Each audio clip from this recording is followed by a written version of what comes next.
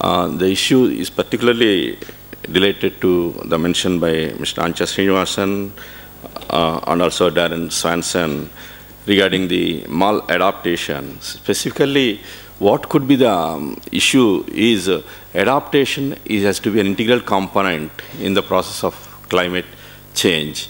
And it is important to assess, basically, vulnerability. Vulnerability assessment is very critical, considering the sensitivity, exposure, and the capacity of the region. These are the three important aspects when you're taking up the adaptation. Also, there was a mention by Mr. Anja Srinivasan about the conversion of the fertile agricultural lands in the eastern part of the India into shrimp farms. The basic issue, as I understand, because I belong to that area, is a lot of money could be earned by converting the agricultural lands into shrimp farms. The dollars is there. It's not an issue of, in consideration of the climate change or anything. It's just only a greed for the money. That is one of the aspects. Finally, can we say the mainstream of, adaptation should be an integral part of sustainable development? Could be, maybe one of the issues could be recommended from this forum. Thank you very much. Thank you very much. Gentleman there. I'm Ramani from IINRG, India. I would like to respond to some of the observations of Dr. Joydeep Gupta. He particularly mentioned about development of varieties for tackling the climate change. I had been on a visit to Agriculture University in Solan, Himachal Pradesh. It is in the foothills of Himalayas. And thanks to climate change, the apple cultivation is shifting upwards to higher altitude. And they are trying to introduce fruit crops which are typical of tropical climate. That they are already working on that. And I represent the Indian Council of Agricultural Research, which is the apex organization for agricultural research in India. And earlier ICR had been mainly addressing crop improvement program for improved productivity, insect pest resistance, disease resistance, and probably some challenged areas like it may be salinity and all that kind of thing. But now there is a paradigm shift. Now we are planning towards more resilient varieties for tackling the climate change. And we are already at it. And it may not be simply the drought-resistant varieties. It could be short-duration varieties and varieties which could tolerate submergence due to rains during the wrong times. And we are working towards that. And that's what I wanted to say. Thank you. Thank you. Lady here. Good morning. My name is Navrat from UNDP Small Grant Program Cambodia. Thanks for giving me a chance to attend this conference. And from sitting yesterday until now, there's too many questions come to me. Something like we discuss more on uncertainty and less in certainty. Let's see. Let's give example of one man talking to each other about certainty and uncertainty. They say, as a human being, there's uncertainty when we are going to die.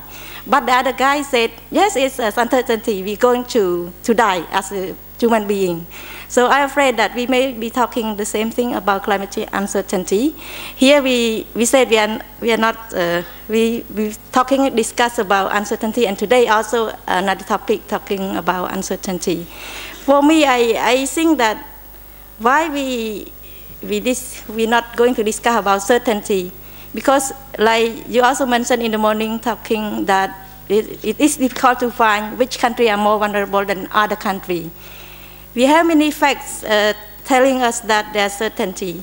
Something like, is the country under really dependent on rain-fed farming agriculture like Cambodia is more vulnerable than the other. We know that climate change is affect to all of us, but the poor is the more vulnerable.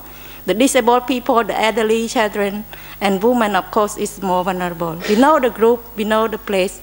Why don't we just assess what happened in the past, what is going now, and assess what will be in the future, and work together on that. And my last question may be, what will be mainstreaming if we consider uncertainty and the speed of uncertainty as well? Thanks. Is there anyone in particular you would like to answer those points? No, just supposed to all the panel and all the participants. Okay. It's good to hear from Cambodia, and it's good to hear that we're not just getting questions from the Indian contingent today. Yes, lady at the back there. Can you get to a microphone? Sure you can.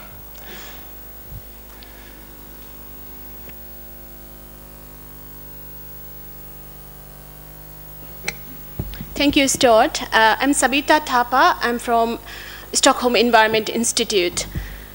I'm not actually responding to, sorry, I'm not responding to any of the questions or any of the thing, but then just to share my thought that here in some of the presentations that went here, it was that most of the there are the local governments planning that we think about when mainstreaming, and also there are the issues of NGOs, that not enough NGOs, but also what we should not forget is in these countries, in some of the South Asian and the Southeast Asian countries, the community-based institutions are very, very vibrant, and they are the ones who can be considered very strong groups in terms of mainstreaming.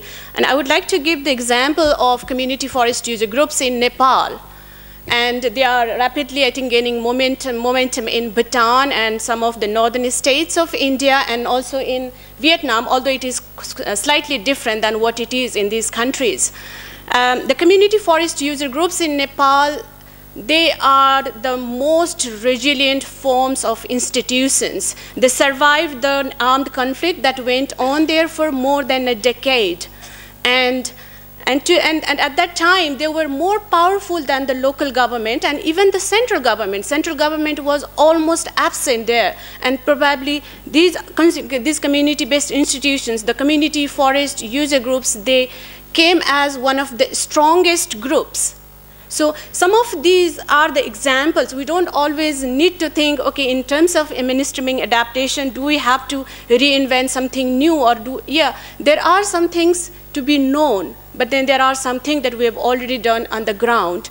And the second thing I want to raise here is, although there are not many women or no women at all in the panel there when you are discussing mainstreaming, and I would like to bring the issue of that, although women may not be able to say anything up there, but then you can learn from women, especially the gender mainstreaming, when we talk about adaptation mainstreaming. And gender mainstreaming, I see that, in just 3 decades or so before, when we talked about mainstreaming, especially the gender mainstreaming was started 3 decades ago, when they started with women in environment issues, then women in development, and then and gender in development. So it evolved like that, and then we are now, although for adaptation mainstreaming it has graduated quite fast. I mean, it's not, adaptation is now no more of the environment, but then it is in the development planning. So it is quite fast, and then the lessons to be learned from gender mainstreaming, how it has to be done, and why it has to be done. Some of the answers are already there, although women might not be able to deliver. But then, of course, when we talk about gender, there are men also. So let's come together and see how it has been done, what lessons we can take from it. So that is the second point. And the third point is, of course, about the vulnerability. Although since yesterday, I haven't heard much about. I've heard a lot about, adaptation is for poor people, mainstreaming is for poor people. But then when we there should be some kind of distinction from now itself, when we have started to think about adaptation mainstreaming, to think about women and children as the most vulnerable groups. And I'm saying that... Can you round off, Sabita, please? I think this is like a 2-hour extra debate going on here. I'm just finishing, Stuart, sorry. And then, okay, the vulnerability issue is important to link with women and children, and I'm saying that women are vulnerable, not because that I'm wearing a sari. It's very difficult to run from if anything happens in this room compared to other male counterparts, but because we understand that why they are vulnerable, and why this should be why their issues should be addressed when we are talking about mainstreaming. Thank you very much. Thank you, Sabita. Excellent. Thank you. Some good points. And like I say, we only have a 15-minute extension, not 2 hours. Oh my goodness, we have a lot of you wanting to. I'm going to have to ask you to put your points very, very briefly, please. I'll start with the gentleman here in the light blue shirt. Thank you, Stuart. I think you should give us a bit more time because we are the only Pacific island here. The rest here are Asian. But you are biased. But thank you once again. And of course, the water is 20 bahts downstairs. Also bad. However many baht they charge for it. Okay.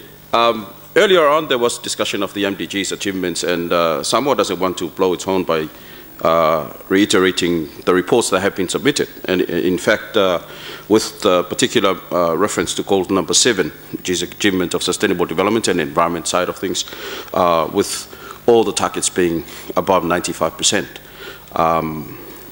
We are still in our LDC in the anyways, nevertheless, mainly because of the vulnerabilities, not only to disasters and risks, but also to the climate change, which is the main contentious issue at the moment.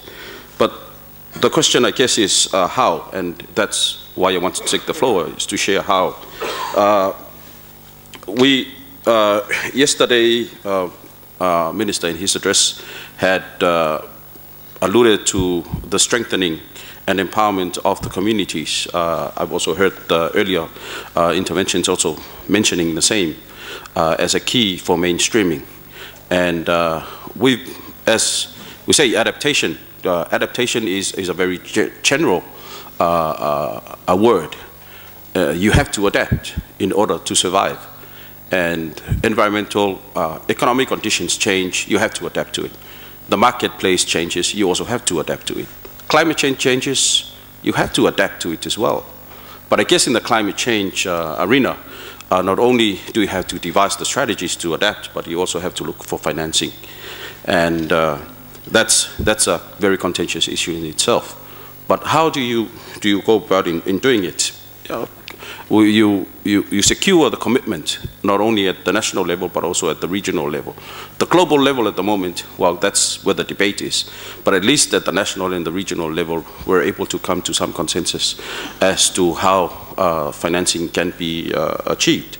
But at the national level for us, we have a national strategy for development of Samoa, a 4-year plan, and it encompasses everything, including environment. So environment is pretty much mainstreamed in all the different sectors.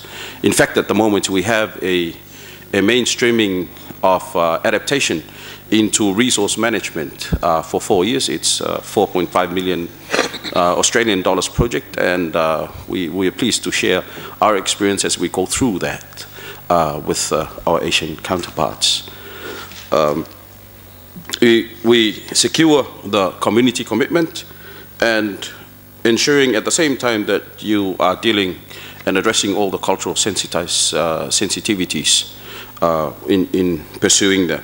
But the key, of course, is lies with the MDG number 8, and that is the securement of the partnerships, not only with the communities, the NGOs, the private sector, where you'll be looking at pursuing these ventures so that funding can be generated, but also at the regional level. We have sub-regional environment programs and also sub-regional trade arrangements in the Pacific, in PICTA. Some of you who are familiar with the Pacific side of our region, we have trade agreements enabling economic exchanges between the countries of our region. Wish everyone successful discussions. Thank you. And I would suggest that everyone attacks you during the tea and coffee break or during the course of the day to get that necessary information on how you're doing it and to follow your good example. But thank you very much for telling us about that.